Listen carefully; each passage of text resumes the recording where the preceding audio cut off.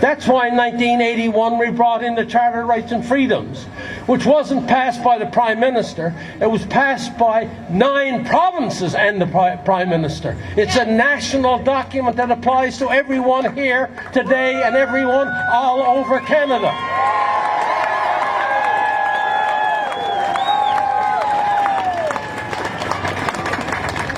So understand, except for the creation of the country in 1867, the Charter of Rights and Freedoms is by far the most important document in the history of our country, since we were a country. It is the most important one because it applies to you and me equally.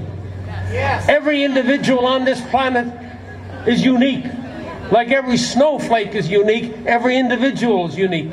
And therefore, when you get a document which says that I have these freedoms and I have these rights, that means every single one of us, from Defino to Iqaluit to Bonavista to the Niagara Peninsula, every Canadian is equal and has equal rights before the law.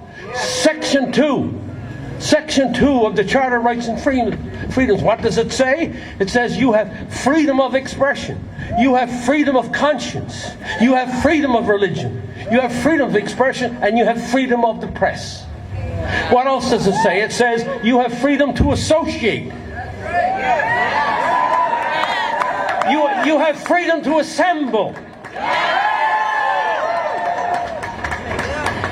And in Section 6 it says you have the right to travel anywhere in this nation, anytime. And you even have the freedom to leave this country if you so want. But most importantly for a lot of people who now see this, it also says in Section 6, you have the right to pursue a livelihood anywhere in this country.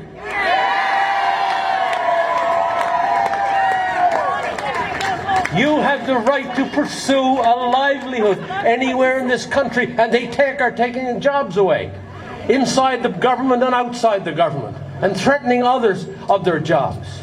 And then number 7 says, Section 7 says, you have the right, listen to this one, to life, liberty, as Dr. Nagassi talked about, and Dr. Hoff talked about. And you also have the right to your security of the person. Nobody is allowed to touch you unless you agree.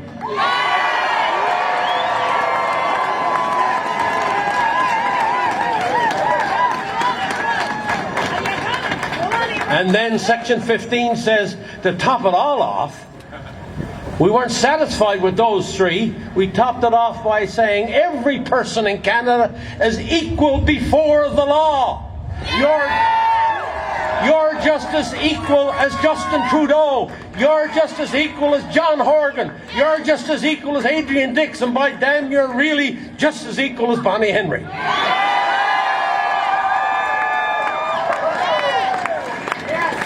You don't have to take a back seat to anybody. No. You have your rights and your freedoms as an individual. This business of group rights and this business of lobby group rights and all the rest of it completely disguises your rights as an individual. And we got to be very careful going forward that we don't lose these rights to these groups, that they take over and dominate the government of British Columbia or the government of any province. You must remain steadfast that as an individual you come first. The groups come second that you form with. And that's very important for any democracy anywhere in the world. When the individual gets submerged by a group or something else, that's the beginning of the decline of our democracy. Yeah. So those 4 sections of the Constitution and of the Charter of Rights are absolutely sacrosanct, okay? And then we've got people out there who are trying to say to me and to others, I don't know if they think we don't know the difference, that somehow Section 1 of the Constitution, I know it's cool, I know it's getting evening, but you got to listen to this. Somehow that Section 1 forgives the government.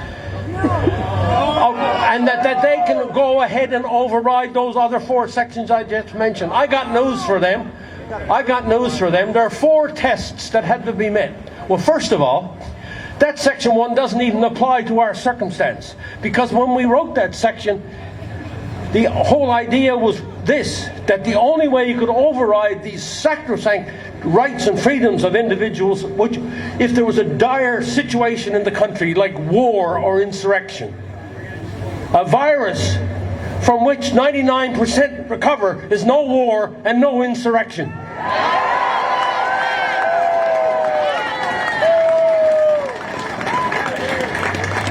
And then if you tried to, even if you tried to make it, if you tried to squeeze it to apply, if you tried to bend it to make it try to apply to this circumstance, what did you have to do? You had to do 4 things.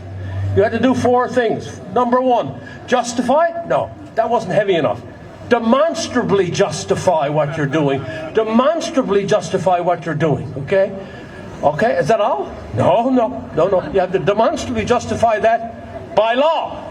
Yes. That meant a new law, not the existing laws that they're using. New circumstance means new law. Where's the new law? They never went to the Parliament. They never went to the provincial assemblies to get a new law. They tried to use the existing law. They skirted around the Charter of Rights and Freedoms by law. Number 3, using reasonable limits. And number 4, you had to do all of those other 3, but remember, it had to be done in a way that was consistent with a free and democratic society. What they're doing is not consistent with any free or democratic society. It's more consistent with a totalitarian society. So don't be fooled by those who try to tell you that somehow you can skirt around the Charter of Rights and Freedoms. I was there, I helped write the damn thing, and they're wrong, and we're right.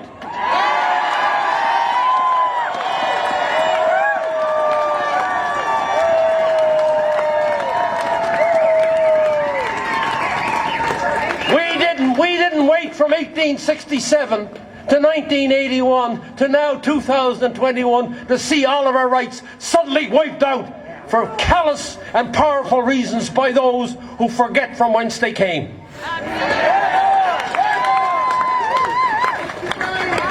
Ours is a country worth fighting for. Listen to me, I was 7 years old before I became a Canadian. I wasn't born a Canadian, but I can tell you right now, I'm a Canadian now, and I want to defend what we've had and what we know we can continue to have in this country.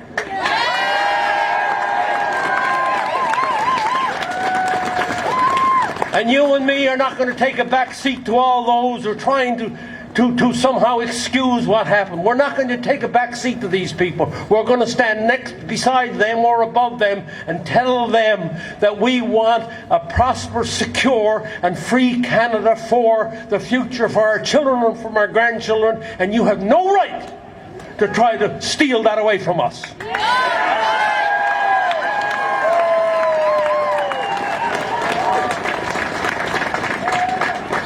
From Tofino to Iqaluit to Bonavista to Niagara Peninsula, we must become united as Canadians, as free Canadians, understanding our history, understanding the history of our planet, and put that all in context for tomorrow, so that we can be a proud, free country in the northern part of North America. We're not going away, Mr. Horgan. We're not going away, Mr. Trudeau. We're going to stand and be counted, and to make sure that we restore the Charter of Rights and Freedoms, which everybody fought so hard to get. Stay around. Thank you for coming.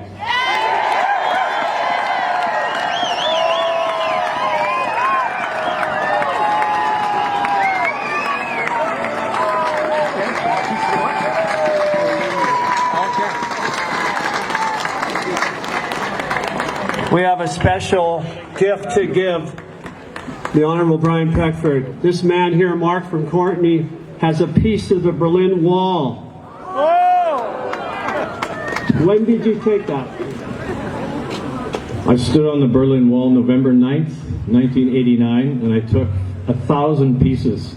And I've got one here for the Honourable Brian Peckford, and I wish to present it to him. This is all unprepared, but I would like to present it to you for all the work you've done. And I took this off the Berlin Wall. I stood with 20,000 people with a sledgehammer in one hand and a freedom sickle in the other. And we're here to bring down this invisible Berlin Wall that's threatening our children and our democracy and our future.